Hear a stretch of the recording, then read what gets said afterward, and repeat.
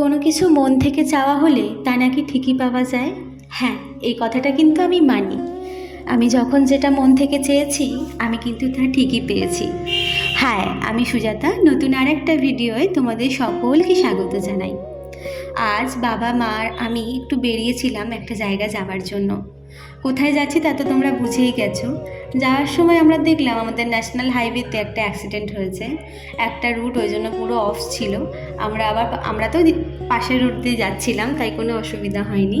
আজকে ওয়েদারটাও ছিল খুব সুন্দর, বর্ষাকাল, তাই কখনো রোদ্দুর কখনো আবার ঝমঝমিয়ে বৃষ্টি শুরু হয়ে যায়। ওই যে দূরে দেখো মায়ের মন্দিরের চূড়া দেখা যাচ্ছে, একটা অপূর্ব দৃশ্য যেন চোখের সামনে ফুটে উঠছে। আমরা ফাইনালি পৌঁছেও গিয়েছিলাম। বাড়ি থেকে আমাদের বাই রোড মাত্র 1.5 ঘন্টার পথ, তারপরেও কিছুতেই যাওয়া হয়ে উঠছিল না।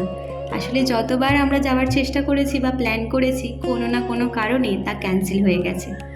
আজকে একটা খুব ভালো দিন ছিল, সেটা হলো গুরু পূর্ণিমা। মা তো সকালবেলা বললো যাবি আজকে, আর আমিও ভাবলাম চলো যাওয়া যাক।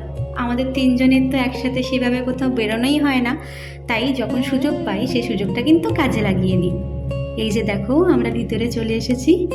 চারিদিকের সৌন্দর্যটা যে কী অপূর্ব ছিল তা এক কথায় প্রকাশ করার মতো নয়।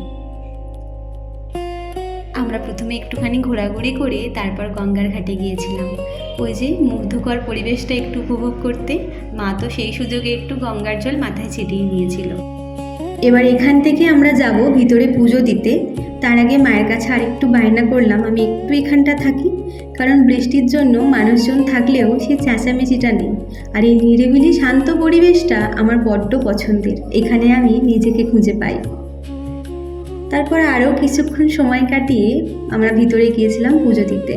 খুব ভালো করে পুজো দিয়েছি, চারিদিকটা সুন্দর করে ঘুরেছি। আবার একদিন আসবো এখানে। এবার আমাদের বাড়ির দিকে যেতে হবে। যাওয়ার পথে প্রথমে আমরা সিঙ্গারা আর চা খেয়েছিলাম। বৃষ্টিতে যেহেতু ভিজেছি তাই চাটা খাওয়া খুব দরকার ছিল, আর বৃষ্টিতে চা তো খেতেই হবে।